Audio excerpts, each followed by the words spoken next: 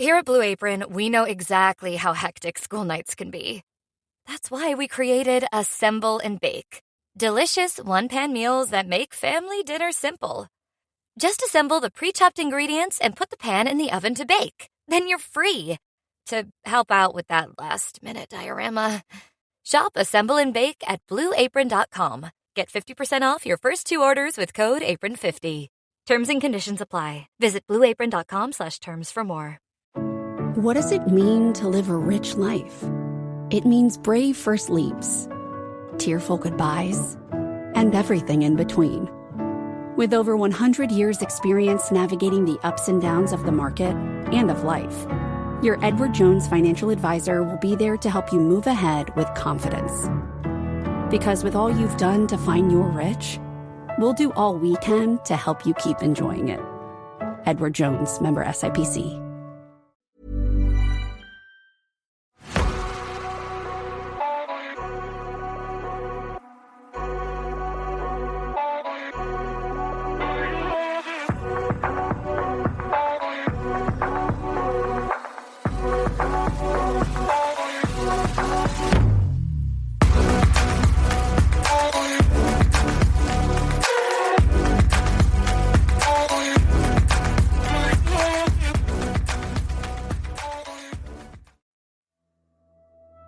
Hello, I'm Sarah, and welcome to the Whispering Woods After Dark. I have one story today. It's a really, really interesting one that I came across, and I hope you enjoy it. I'll get straight into it. Are you ready for the story? A late summer storm rages over the Ural Mountains. In the small hours of night, beneath flickering lightning, an elderly woman shuffles along a muddy path on the outskirts of Kushtim. 74-year-old Tamara Prosperina clutches her shawl against the rain. She can't shake an uncanny feeling that something has pulled her from bed, as if something is calling out to her in the darkness. Some say Tamara would later claim she felt a voice inside her head urging her toward the old village cemetery. Others recall that she followed the sound of a faint, pitiful cry, echoing from the woods near a water well. Drawn by either intuition or telepathic command, Tamara presses on through the downpour. A lantern's beam dances across headstones and dripping pine boughs, and then stops on a peculiar sight at her feet. There, in a shallow hollow of sand and wet leaves, something stares back. It's small, astonishingly small, perhaps only 10 inches long. In the harsh white of a lightning flash, the figure's skin gleams grey-brown and hairless. A bulbous head with odd ridges and oversized eyes tilts upward, mouth opening and closing weakly. Tamara gasps. It looks like a baby, but not like any child she's ever seen. Trembling, she wraps the tiny being in her shawl. It makes a thin, squeaking noise, lips quivering, as if trying to form words. Thunder crashes as Tamara cradles the creature to her chest. "It's okay, little one," she whispers, voice lost in the wind. In that moment, the lonely pensioner believes fate has given her a miraculous gift. Child from the stars, or perhaps from the spirits of the forest. She will call him Alyoshenka.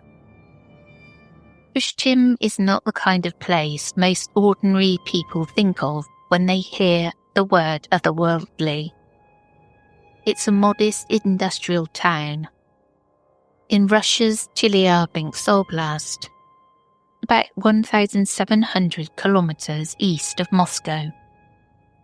Tucked in the foothills of the Urals, the area was long known for its mines and factories, and for one secret Decades before Tamara's discovery, in 1957, Kushtim suffered the Soviet Union's first major nuclear disaster. An explosion at the nearby Mayak plutonium plant unleashed radioactive fallout across the region. Locals still tell stories of mutant fish caught in contaminated lakes. Fish with no eyes or missing fins, grotesque products of radiation. By the summer of 1996, Kushtim and its surrounding villages were going through particularly hard times. The Soviet era had ended, and many, like Tamara, lived in poverty and isolation. Tamara herself resided in a tiny hamlet just outside of Kushtim. She was a retiree, known to neighbours as a bit eccentric, but generally harmless. Life hadn't been kind to her. She grappled with mental health issues, later diagnosed as schizophrenia, and had endured personal loss. In fact, Alyoshenka was a pet name she knew well. Her only son, Alexei, Alyosha for short, was grown, and by 1996, sitting in prison for theft. Perhaps it's no surprise that when Tamara claimed she found a baby in the woods, the townsfolk assumed her loneliness had simply gotten the better of her. They imagined the poor woman had invented an infant, maybe a doll she spoke to fill the void of her son's absence. On that stormy night, Tamara became convinced that something very real had entered her life. Clutching the swaddled bundle she retrieved from the forest, she hurried back to her dimly lit cottage. Outside, rain battered the tin roof. Inside, the silence fell as Tamara peeled back the wet blanket. Two glossy eyes in a gaunt triangular face blinked slowly up at her. The creature was alive, but only just. Tamara's heart swelled with compassion and wonder. In her mind, there was no question what to do. She would care for this fragile being as if it were her own child. Over the following days, gossip spread around the hamlet that Tamara had a new house guest. Neighbours saw the old woman wandering the lanes with a bundle clutched to her chest, cooing and talking softly to it, as if it were a real baby. She proudly called her charge Alyoshenka, a term of endearment meaning little Alexei, and insisted he was her son reborn. The locals chuckled and shook their heads. Some peeked curiously from behind curtains as Tamara shuffled by, whispering to the blanketed form. "She's gone crazy," they muttered. Poor Tamara is talking to a toy doll, thinking it's her boy. Few dared approach her directly. After all, she'd been acting strangely even before this. Now it seemed her delusions had simply taken a new, bizarre turn. Yet a handful of people did claim to glimpse Tamara's baby, and what they saw left them pale and wide-eyed. Tamara's closest friend, a woman also named Tamara, later described Alyoshenka as a tiny humanoid, about 20 to 25 centimetres tall, roughly the length of a newborn, but far more unnatural in appearance. His skin was hairless and brownish grey, almost mummified looking, even in life, with irregular dark patches. The head was disproportionately large and oddly shaped. One witness likened it to the shape of an onion or a bulb, with strange ridges running across it and meeting at the top, like the unopened petals of a flower bud. And those eyes, big, protruding eyes, as Tamara recalled, dominated the face, unblinking and shiny black. Alyoshenka's mouth was a small round O, bright red inside, which made faint movements as if it were trying to suckle or speak. But the sound that emerged was just a soft whimpering squeak, like a kitten or a weird mechanical toy. Tamara's daughter-in-law also had several encounters with the strange little being. She remembered watching in fascination as the old woman attempted to feed her adopted child. According to her, Tamara fed Alyoshenka with whatever soft food she had on hand, cottage cheese and condensed milk, gently spooning the mixture into the creature's tiny mouth. On one occasion, they offered the little one a sweet, and he reportedly licked it with evident curiosity. He looked sad, so sad, the daughter-in-law later recalled, describing how the creature's wide eyes seemed to gaze at them with an almost human sorrow. Seeing Alyoshenka stirred a deep pity and discomfort in her. It was as if she intuitively knew she was in the presence of something that should not exist. A living paradox that evoked equal measures of compassion and fear. Not all descriptions were consistent. A few accounts diverged. One local man, who bragged of seeing the creature, claimed Alyoshenka had patches of fuzzy hair and blue eyes, a detail others vehemently denied. Another neighbour insisted the being was completely hairless and ashen, like a withered fetus. Some swore the diminutive humanoid could stand upright on the bed for moments at a time, while others only ever saw it lying limp in Tamara's arms. The few points everyone agreed on were that Alyoshenka was alarmingly tiny, uncannily alien in looks, and not a normal human infant by any stretch. Even those sceptical of flying saucers couldn't help but remark that the creature looked like an alien, the classic grey-skinned, big-eyed visitor from another world. Tamara herself paid little mind to what the neighbours believed. In her reality, Alyoshenka was her baby, a helpless child entrusted to her care by forces unknown. She kept him swaddled in warm blankets in her modest apartment, singing lullabies and talking to him for hours. She claimed the creature would respond to her voice and soft coos, and would wrap his tiny malformed fingers around her knuckles. A weak grip, unmistakably alive. Strangely, the being hardly ever cried, like a human newborn would. It made no tears or loud wails. Only these faint squeaks and the occasional bubbling hiccup broke its silence. It was as if Alyoshenka knew to stay quiet, as if he were some timid woodland creature adapting to life in a human home. Tamara didn't even change diapers. There was no evidence the being produced waste like a normal baby. These peculiarities didn't discourage her. If anything, they convinced Tamara that Alyoshenka was special. Inevitably, the fragile equilibrium in Tamara's apartment could not last.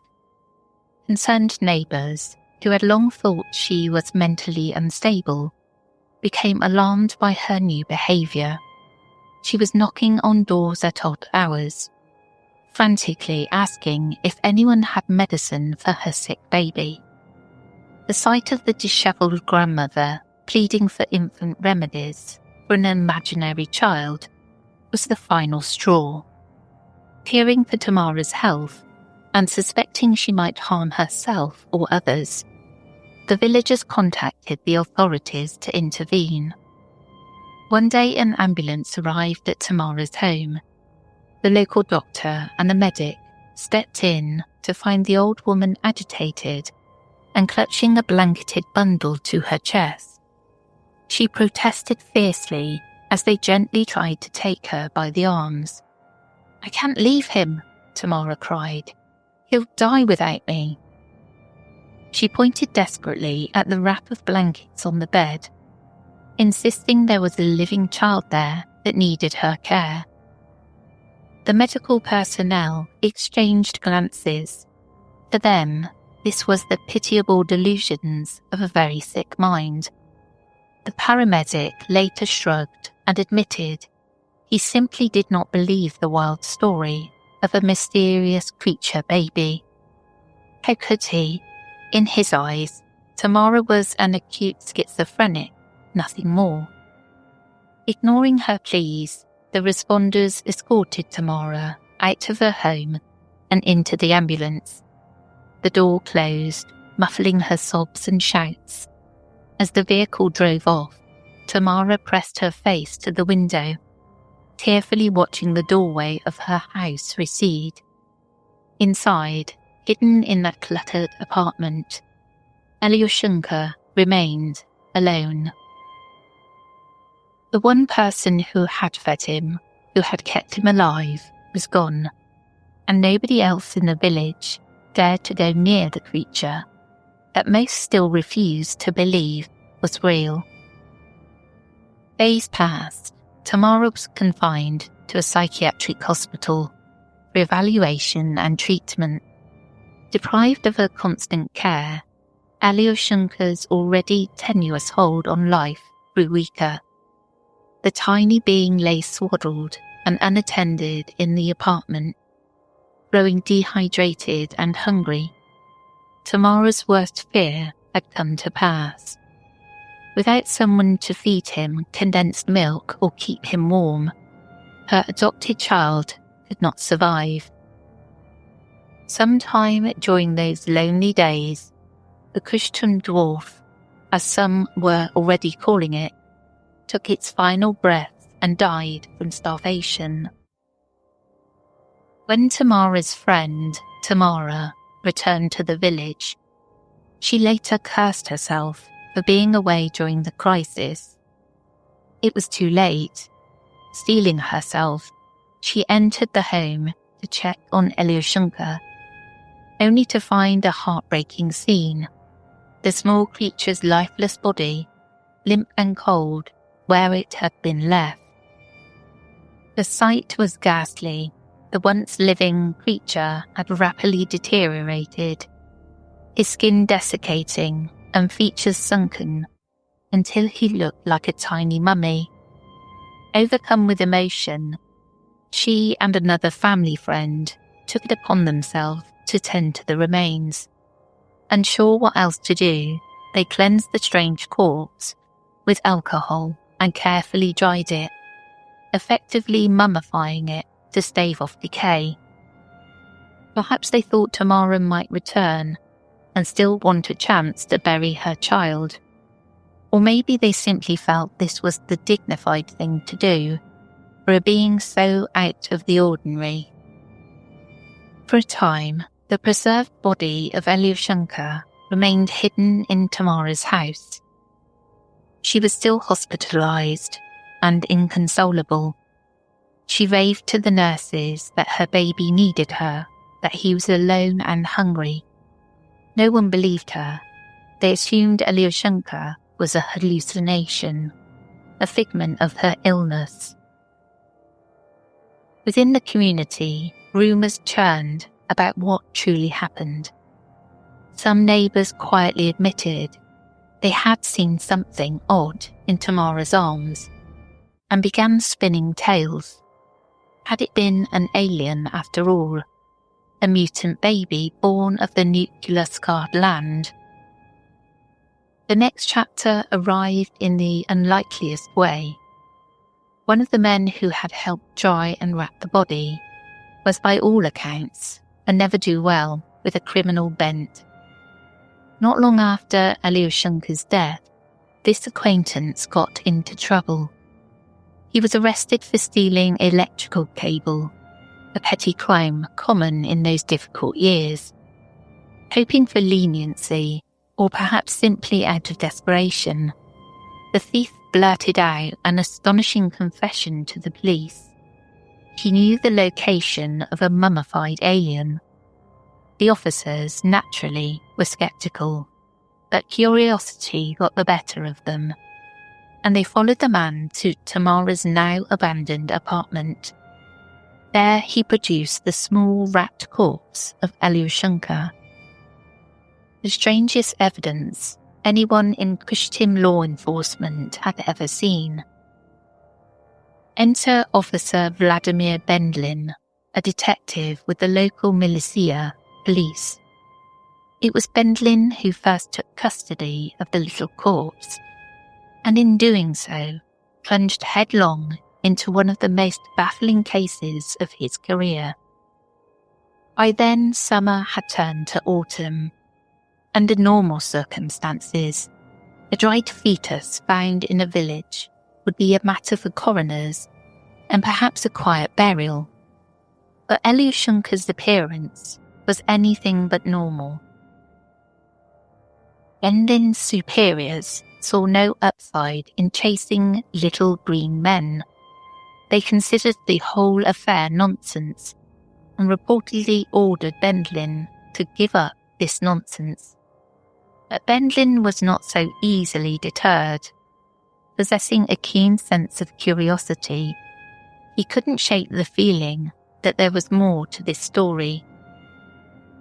Komsomolskaya Pravda, a prominent newspaper, would later dub him the Fox Mulder from the Urals for his refusal to let the alien angle die.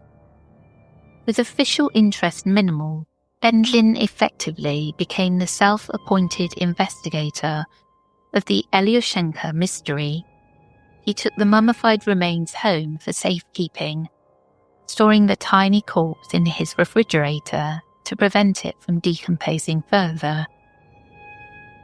Bendlin reached out to anyone who might shed light on what Alyoshenka was. Local experts were consulted. A pathologist who examined the body came back with a startling opinion. In his view, this was not a human being at all. The odd proportions of the skull, the number of bones and their shape, it simply didn't match any known human deformity, he claimed.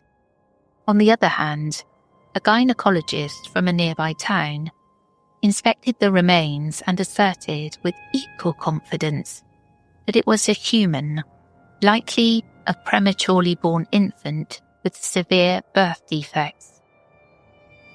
Bendlin found himself in the middle of a scientific tug-of-war, with one expert essentially suggesting extraterrestrial origins, while another saw only a tragic, deformed baby. During this period, word of Alyoshenka spread beyond the Urals. It wasn't long before journalists descended on Kushtim. At least 2 Japanese media companies arrived to document the phenomenon. They filmed interviews with the locals who were happy to embellish their accounts for a bit of fame and a bit of cash, reports say. Reports say villagers took payments from reporters eager for sensational quotes. Video footage of Alyoshenka's mummified body was captured, providing the world with its first glimpses of this bizarre little corpse. The dried figure on camera indeed looked like something out of a science fiction film. A tiny, wizened humanoid with a misshapen head and empty eye sockets, scarcely larger than a human fetus, but alien in form. Bendlin, determined to get to the bottom of the mystery, even contacted UFO researchers. A group of ufologists from the city of Kamensk-Uralsky expressed keen interest and offered to help analyse the specimen. Trusting their intentions, Lendin allowed these enthusiasts to take Alyoshenka's body for examination, a decision he would come to deeply regret. The UFO group took the mummy and left Kushtum, and never returned. They effectively vanished with the evidence, cutting off contact and taking Alyoshenka on a journey into obscurity. By the time Ben Lin realised he'd been duped, it was too late. The key to the whole riddle slipped through his fingers. In hindsight, the police investigator acknowledged that this was his critical mistake. He gave the Kushtum dwarf away to outsiders and lost control of the case. In the years that followed, journalists and scientists would hunt for any trace of Alyoshenka's remains, but to no avail. The little mummy had simply vanished. Some said that the whole thing was a cover-up. Perhaps the authorities, or even the military, confiscated it quietly to avoid embarrassment or panic. Others suspected the ufologist sold the specimen to a wealthy collector of oddities, meaning Alyoshenka might even today lie in a private vault or display cabinet somewhere, far from his home soil. With the body gone, all that remained were a few strands of hair-like fibre from the blankets, and some photographs and VHS tapes taken during the brief window when Alyoshenka was in human hands. A rich life isn't a straight line to a destination on the horizon. Sometimes it takes an unexpected turn, with detours, new possibilities, and even another passenger, or three. And with 100 years of navigating ups and downs, you can count on Edward Jones to help guide you through it all. Because life is a winding path, made rich by the people you walk it with. Let's find your rich together. Edward Jones, member SIPC. I'd love to know what you think. Have a look, if you haven't, at the images of Alyoshenka.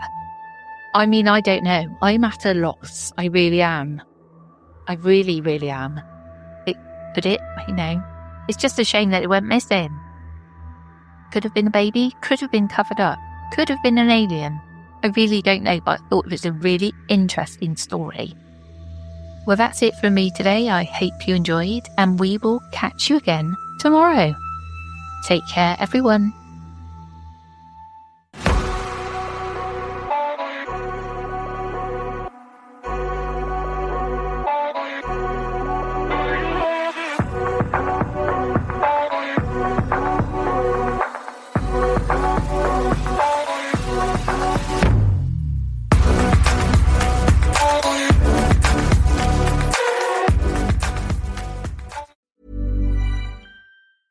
A rich life isn't a straight line to a destination on the horizon. Sometimes it takes an unexpected turn, with detours, new possibilities, and even another passenger, or three. And with 100 years of navigating ups and downs, you can count on Edward Jones to help guide you through it all. Because life is a winding path, made rich by the people you walk it with.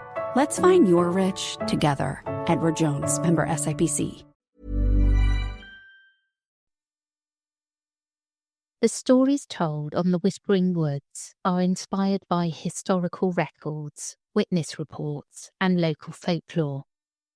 While every effort is made to research and represent events accurately, some details, names, and locations may differ from official accounts or have been changed out of respect for those involved.